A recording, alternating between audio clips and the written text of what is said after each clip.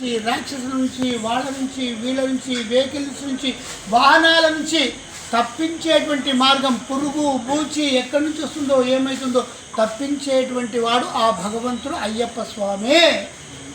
అవునా? అందుకు రక్షణగా నిరంతరం కూడా ఈ పూజ చేస్తున్నారంటే మీరు అయ్యగారుల మంత్రం చదివిన దానికంటే కూడా ఈ యొక్క నిత్యకృత్యం లోపల, ప్రవర్తన లోపల ఏ క్రియ చేస్తున్నారో ఆ క్రియనే మంత్రభాగము, పూజ. ఆ పూజ వల్లనే రక్షింపబడతారు.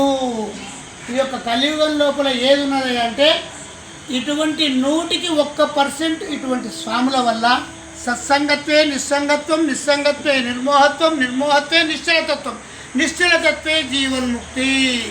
మంచి వాళ్ళతోని సహవాసం చేయడం, ఆ సహవాసం చేస్తే వాళ్ళ నుంచి వచ్చేటువంటి అద్భుతమైన వాక్యాలు ఏవైతే ఉంటాయో అవి నెత్తిలో పెట్టుకోవడం, వాటిని ఆచరణ చేయడం. మీ నుంచే కాక మీ పిల్లలందరినీ కూడా, ఇటువంటి పిల్లలు పెళ్లి కాని పిల్లలందరూ కూడా మీ వెంబడి రావడం, వాళ్ళు కూడా భక్తి మార్గం లోపల నడవడం, అది నేర్చుకోవడం. సంస్కారం అనేటువంటిది మొట్టమొదటే పోయింది. సంస్కారం అనేటువంటిది ప్రపంచం లోపల కనపడతనే లేదు. ఎవరితో మాట్లాడినా కానీ పెద్ద పెద్ద మాటలు. నీకేం తెలుస్తుంది? వాడు ఉలవాడు, నాకు తెలుస్తుంది, నేను మనగాడిని అంటున్నాడు. వాడిని కలియుగం లోపల వాడే మనగాడు అనుకోవాలి.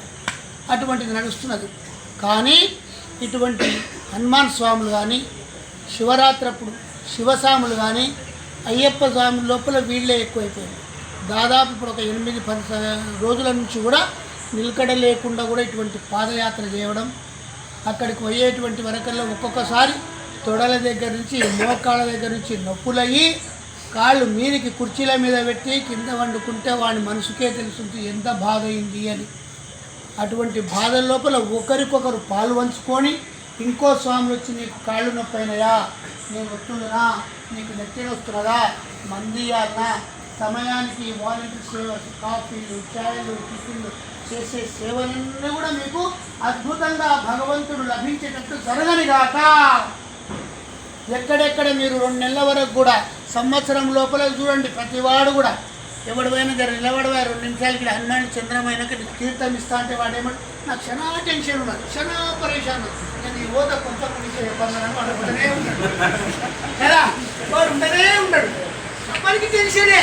మరి ఈ 2 నెలలు మీరంతా ఇంత తీరిగా చేసుకున్నారు. ఆ 2 నెలలు సంసార జీవితాన్ని పక్కకు పెట్టిండ్రు. పిల్లలు, జల్లెళ్ళు, అన్నలు, తమ్ములు వాళ్ళందరినీ ఆ భగవంతుడే కాపాడి మిమ్మల్ని అందరినీ సురక్షితంగా ఈ 2 నెలల కార్యక్రమం జరిపించి ఇచ్చేస్తున్నట్టే పెద్ద భక్తులు మీరే. అవునా? నడవడం చెప్పండి కొట్టాలా?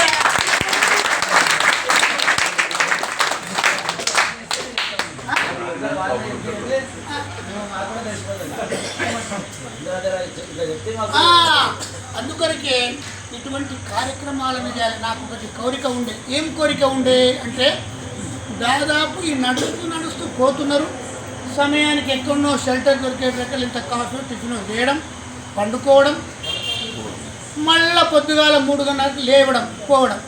ఏం తెలుస్తున్నది అని అంటే, విషయానికి వస్తే అప్పుడప్పుడు వారానికో మధ్యాహ్నమో ఎక్కడ షెల్టర్ ఉంటే ఇటువంటి అయ్యప్ప స్వామి పూజ ఇవాళ చేసిండ్రు, చాలా మంచిగా అనిపించింది. చాలా 2 గంటలు భజన చేసిండ్రు. ఆ భజన లోపల మీ మనసు అంతా దేవుడి మీదకే పోతుంది. దేవుడు అనేటువంటి వాడు ఎక్కడున్నాడు? చిన్నగా ఉన్నంటే చిన్నగా ఉన్నాడు, పెద్దగా ఉన్నాడంటే పెద్దగా ఉన్నాడు. ఆ మనసు మన మనసుకు ఆయన లోపల కలిసిన తర్వాత ఊగి ఊగి ఊగి ఊడి వాడు చప్పట్లు కొడుతున్నాడు, రామ్ రామ్ రామ్ రామ్ రామ్. వాల్మీకి మహర్షి దొంగ, ఎవడు తోవెంబడి పోతుంటే వాళ్ళని దొంగతనం చేయాలి, పట్టుకొని హింస పెట్టాలి, పైసలు తీసుకుపోవాలి, వాడు ఇచ్చేయాలి. ఆఖరి పెండ్లాం అడిగింది, ఏమయ్యా ఈ దొంగతనం చేసి మమ్మల్ని కన్నమ్మ చెరువు పెట్టి నరకానికి పంపిస్తావా అంటే, మమ్మల్ని చేసుకున్నావు నువ్వు నడుపు అని చెప్పి చేస్తే వాళ్ళ కొరకు కష్టపడి కష్టపడి కష్టపడి దొంగతనాలు చేసి బతికించుడు. ఆఖరికి నారద మహామునిషి కలిసిన తర్వాత, నీవు ఇంతమంది సంసారం కొరకు కష్టపడుతున్నావు, నీ పెండ్లాం పిల్లలు పాలు పంచుకుంటారా నువ్వు చేసే దొంగతనంలో, కష్టం లోపల, నరకం లోపల అని అడిగిండు. అప్పుడు పెండ్లాన్ని పోయి అని అడిగిండు, పిల్లల్ని పోయి అడిగిండు, నేను దొంగతనం చేసుకొని వస్తున్నా, మిమ్మల్ని నడుపుతున్నా, మరి ఆ భాగం పాపం మీరు పంచుకుంటారా అంటే, ఇవాళ రేపు ఏమున్నది, పాపం మేమెందుకు పంచుకుంటాం, నువ్వు పెళ్లి చేసుకున్నావు కాబట్టి మమ్మల్ని నడుపుతున్నావు పుణ్యానికి అని అన్నారు. అప్పుడే మనసంతా చంచలమైపోయింది. వచ్చిండు ఆ యొక్క నారదమాముని ఆమరి ఈ మరి అని ఎప్పుడైతే ఆమరి రామ అనేది వచ్చింది. అప్పుడే పుట్ట దొరకపోయింది. ఆ వల్మికం లోపల పుట్ట లోపలనే అట్లనే తపస్సంపన్నుడయ్యి కూర్చున్నాడు. ఎప్పుడైతే కూర్చున్నాడో జీవితం అంతా కూడా రామమయమైపోయింది. ఎప్పుడైతే రామమయమైపోయిందో ఆ ఆంజనేయ స్వామి ఎట్లయితే సాక్షాత్కారం ఏదైతే మోక్షాన్ని పొందిండో, ఆ రాముడు ఎట్లా అనుగ్రహించిండో ఆ అయ్యప్ప కూడా మిమ్మల్ని అనుగ్రహించుగాక. జీవితంలో కూడా ఇంకొక విషయం ఏమున్నది, 2 విషయాలు తెలియవట ప్రపంచం లోపల. ఏం తెలియదు? వర్షం వచ్చేది, ప్రకృతి విలయ తాండవం ఏది తెలియదట, అప్పటిదప్పుడే ప్రాణం పోయేది తెలియదట. ఇది బుగ్గ, దీంట్లో